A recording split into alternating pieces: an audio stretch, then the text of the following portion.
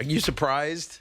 That the Sixers won? No, I thought that they would. Not that they won. Yes. Surprised at how, poorly, is the best way to put it, that Toronto played. Because I know BT had a little bit on the over there, and it didn't quite go their way. Boy, it looked pretty good for a while there. I was almost counting that. I did. You know what I mean? You start to kind of count things, which you shouldn't do. I would agree with you. But BT, it got a little lopsided. Yes. And when you could tell it was lopsided? When Joel Embiid is knocking down three-pointers and Jimmy Butler saying, shoot the three-pointer. Yeah. And he's knocking them down. He's doing it, and he's knocking them down. What was he, 3 of 5? He had 3. 3 or 4, I think he was, from three-point range. Which, if he's playing like that, there's no way that they can lose. You know why? Why? Because Marc Gasol, who has to guard Joel Embiid, he's really the only one with enough size to match him at all, now has to defend the three-point line. And we saw what happened when he came out to defend it the last time and he windmilled on him. Oh. I mean, forget it. I mean, when you saw that go down, you saw Joel Embiid play, I think, fully to his potential. We've had some injuries and some illnesses that we've detailed in the first couple of games that Joel Embiid had. He was fully at his peak last night. And if he plays like that, I mean, there's just no way that the Toronto Raptors, maybe anyone in the East, can handle him. Basketball's starting to get really, really interesting. And obviously tonight, we'll get to this later. Bucks and the Celtics tied up at 1. Obviously, a swing game as the scene shifts. They go from Milwaukee to Boston, Nuggets and Blazers. That series is tied up at 1 apiece. Venues shift there as well. Listen, Joel Embiid is just he is insanely gifted to the point where he did something this year that nobody in the history of the NBA has ever done. Now, to be fair, the three-point line wasn't available until 1979. So there were a bunch of players, and certainly big men. They would have probably been fined by their team if they were out there even thinking about taking a shot from behind the arc. But nobody has averaged 27-plus points, 13-plus rebounds, 3-plus assists with at least a block and at least 1 3 on the average in the history of the NBA. Wow. Now, Kareem and Shaq did that if you actually take away the three-point shot, to my point.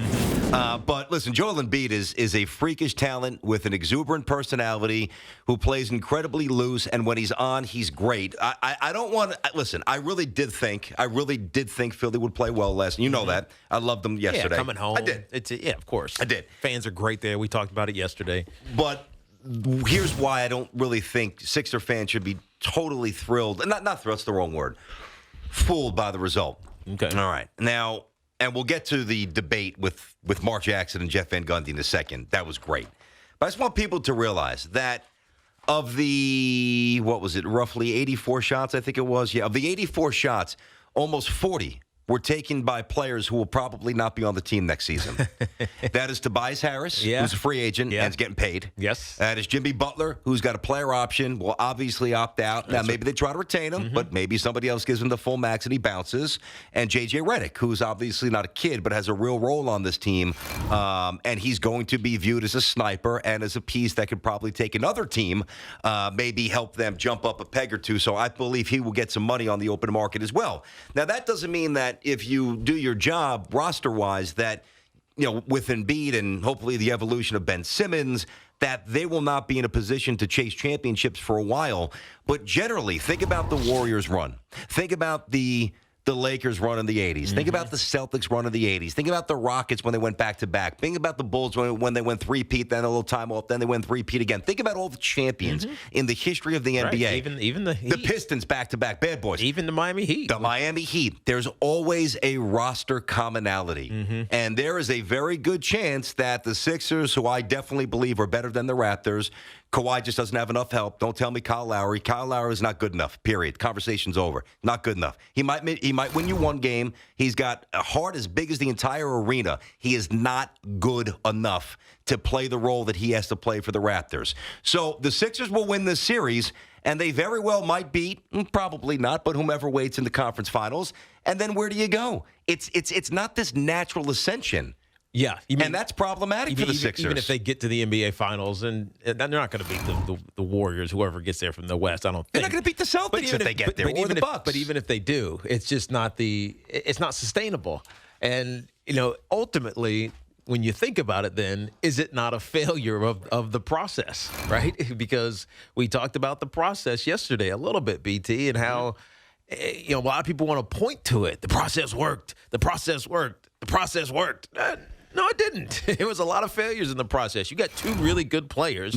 One who's going to be an all-timer, which we'll have this conversation in a second with Joel Embiid. Ben Simmons, if he ever learns how to shoot, could probably ascend up some all-time lists. But, I mean, I don't see it happening. I see him being a great point guard and a distributor and a scorer at the rim. But if he doesn't learn how to shoot, which is interesting, his high school coach said in high school he could shoot. Oh, yeah. I don't know what happened. He was a sniper. Yeah. And by the way, you don't learn how to shoot by not shooting. Exactly. You have to at least put them up for them to have a chance to go in. I mean, the process was great. It was fun to suck for so long and get number one overall picks. But it didn't work, VT, because I know what you mean. It's the free agency. I know what you mean. It's I those agree. guys that you were just mentioning. Yep. J.J. Redick and Tobias Harris and Jimmy Butler. They're the ones that are like the meat of the 76ers team. Yes, Joel Embiid is the star. You put him, you build up the Christmas tree, right? With the dude sitting on the top. The stars, that's Joel Embiid. That came through the process. The rest of the ornaments and Ben Simmons is the nativity set beneath it. Yes, exactly. Everything else is ornamental. Everything else was brought in through a free agency. Had nothing to do with the process. I don't want to hear the process mentioned anymore. I'm with you. We are moving on. What does Belichick say? We're moving on to Cincinnati. We're moving on to Game 4. No more about the process. I agree. Yeah, that's a little show. We got Toronto in Game 4. Exactly. Mark Jackson. Let's get to this. Yes. I love when a good old-fashioned debate breaks out within a game. It's so rare that happens. Now, for that to happen, you have to have a play-by-play man who is confident enough and good enough to really lay out. Agreed. Mike Breen's the best, number one. Number two, you've got to have great respect and great familiarity. Obviously, Van Gundy and Mark Jackson, plus, of course, Breen with his Knick roots, of course. They all know each other. They're all tight, so they can read each other's minds. You know when to lay out. You know that you could go with aggression at the other guy and it won't be taken the wrong way. So a couple of things. We know Van Gundy's great, and so is Mark. Mark is not – he's never a prisoner of the moment. He's not one that is subject to hyperbole. You have to understand, I know you do, but Mark Jackson played from 1987 until 2004. He played 3 decades in the NBA. He's top 5 all-time in assists. That's insane. Yep. Played 4 years at St. John's. At that point, as rich a history as anybody. Went to the Final Four. Played with a bunch of first-round picks on that team, Mully, et cetera. Now, when you're born in the 60s and you grow up in New York, the team that you're watching Clyde Frazier, you're watching Willis Reed, Bill Bradley, you're watching Earl Monroe when they acquire him for the second championship, you're watching Red Holtzman, arguably not one of the top 10. I don't want to put him top 10 coaches, maybe. Not top 5, top 10 coaches of all time. His basketball database is as extensive as anybody that I know. So for Mark to say that, I'm going to give it as much respect as I would give anybody. And now I'm going to say he's totally wrong. Why? And he's totally nuts. Why? Because it's just incredibly premature, and it's really unfair. I know he throws the asterisk if he stays healthy. Yeah. Get it. It's unfair to Embiid. It's unfair to, and I don't think he's trying to make it hard for him. It's an interesting observation. It's an opinion. But why? It's unfair to Joel Embiid. But why is not it realistic? unfair? Look, Joel Embiid, I'm trying to figure out his drive. Right, there's certain guys who they come into a league, doesn't matter if it's basketball or NFL or baseball, and you can clearly see that their desire is to be the greatest ever. Right, it's what they're singularly focused on. It's the only thing they think about. It's the only thing they talk about. They're not playing around, not doing social media, not doing any of that stuff. Mike Trout is the perfect example. Yep, you could tell he wants to be the best that ever was, and he does that every single time he comes to the ballpark. And I don't know if that's the case with Joel Embiid. Maybe it is. Maybe it is. But I don't know for certain that Joel Embiid wants to be at the top of the list that Mark Jackson was referring to. However, I don't think it's unfair for Mark Jackson to say that Joel Embiid can be that, because if you look at his skill set, he absolutely can. He's certainly more dynamic than Wilt. Not Wilt Chamberlain. I didn't see Wilt. Maybe more dynamic than Kareem was. I'll give you that. He's just a better athlete, more explosive. Just more explosive. I never saw Wilt, so I can't even comment. But I'm going to assume Wilt was ridiculously heads and heels. He was like everybody Shaq. else. He was that generation Shaq. And it was kind of hard to compare Wilt. No question. No question. He wasn't playing against anyone even close to that looked like him. But my point is, Joel Joel Embiid can shoot the three. He has moves in the paint like Hakeem did. Not as great as the Dream Shake, but he can do things like that. Good foul shooter. He's a really good foul shooter. He can dunk.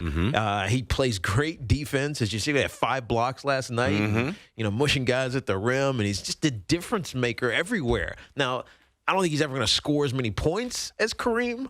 No, he's not going to have 37,000 points. Agreed. It's because it's never going to go through him. And the NBA is only going to continue to push farther away from the paint. So offensively, he'll be limited.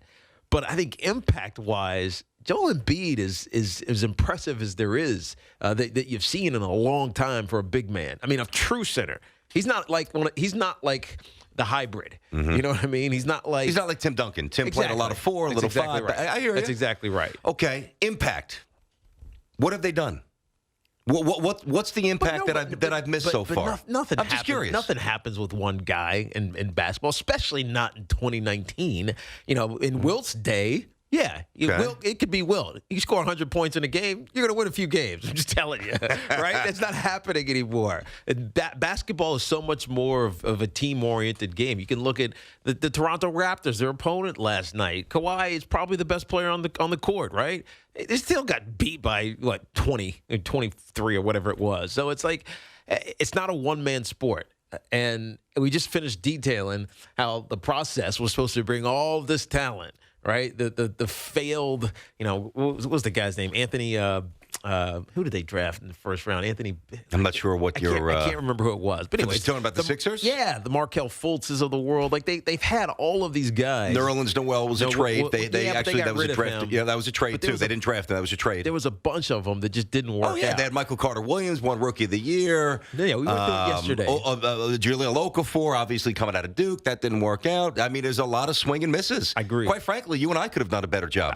The process, we could have actually sped the process up for you. And so, yes, he hasn't won yet, but look what's the organization has done. They haven't helped at all. Right? Yet here they are in the Eastern Conference semifinals and just had a dominating win against a team that a lot of people thought were better than them 3 days ago. But we'd also have to be able to go back and whether it's, Kareem, Wilt, Russell, Shaq, Hakeem, Moses, Ewing, David, we'd have to actually go back for this to be, not that we'll do this on the air necessarily, it would be probably a little bit too micro. Yeah, tedious. A little bit, even though I would probably enjoy it, but I understand it's probably not going to fly on we're not going to do that today. But I think you'd have to go through every single aspect of every other player that we would list inside the top 10 and have a sense of what they were surrounded by, how their GM and what team ownership did to properly insulate them, because we can't just say, well, what have the Sixers really truly done for Joel Embiid and not apply that to the other guys who are clearly ahead of him at this point. You'd have to factor that in. And again, if you want to do that on your own, you can certainly do that. Some of you know that, whatever. But I'm very curious how you, the basketball fan, reacts to that kind of a comment. It's the kind of thing where maybe you have your laptop, maybe you have something else on, your kids running around talking to your wife. What did he just say? Hit the DVR. Did he just say what I think he said? Are you with Mark Jackson or are you with Jeff Van Gundy?